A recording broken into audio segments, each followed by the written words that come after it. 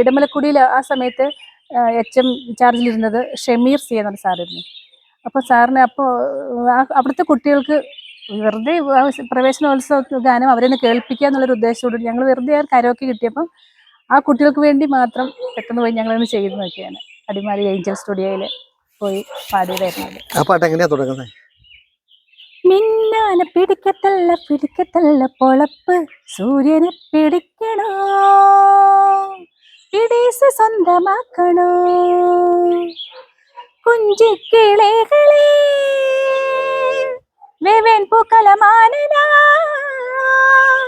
ആടിപ്പാടി പാടങ്ങളെ പടസലും പറന്തലും മച്ചരങ്ങളെ Seth വെച്ചു നമുക്കുഞ്ചാലാടുവോള്, തക തക തക തക തക തക കുഞ്ചിക്കിളിക്കൊല വിളക്കത്തര, തക തക തക തക തക തക കുഞ്ചിക്കിളിക്കൊല വിളക്കത്തര.